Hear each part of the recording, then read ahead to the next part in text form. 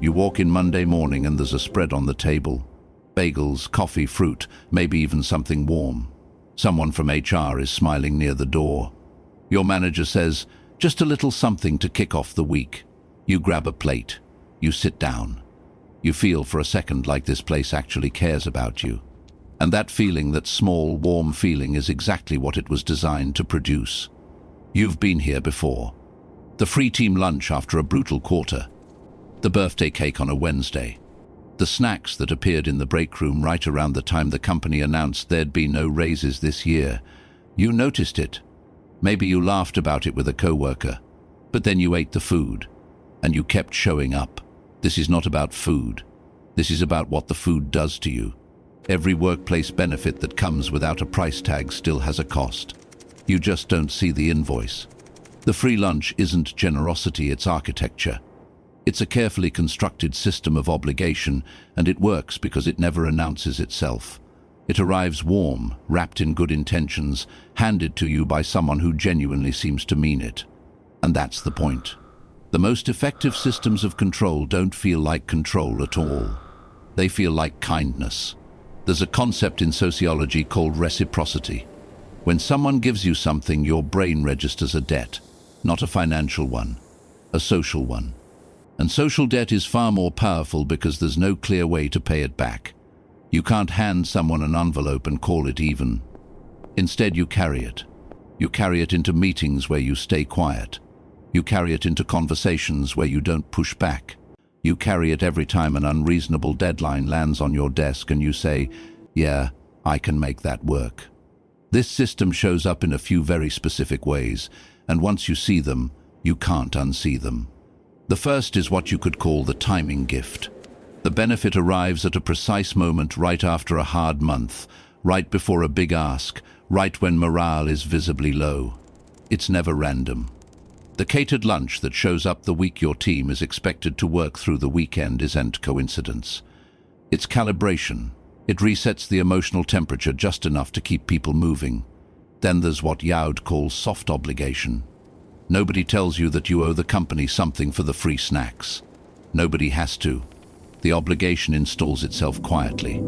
You start feeling like it would be ungrateful to complain, like it would be petty to push back. After all, they do take care of us, right? That phrase, "they take care of us," does a lot of heavy lifting. It converts an employer-employee transaction into something that feels almost familial. And in families, you don't ask for overtime pay. There's also proximity reward, the benefits that only exist if you're physically present, visibly engaged, culturally performing. The free lunch is in the office. The happy hour is after work with the team. The birthday celebration is during the workday. To access the benefit, you have to be seen accessing it.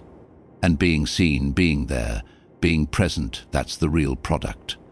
Your visibility is what they are harvesting. Another pattern is what you might call comfort as leverage. The better the perks, the higher the threshold for what Yaul tolerate. A company with a nice lounge and free coffee can ask more from you than one that gives you nothing. Because now you have something to lose. You start unconsciously calculating.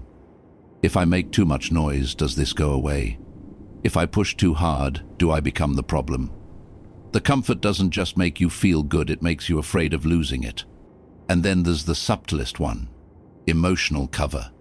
The free lunch gives both sides something to point to. When things get hard, when the hours get long, when the work bleeds into your personal life, the company can gesture toward everything it provides.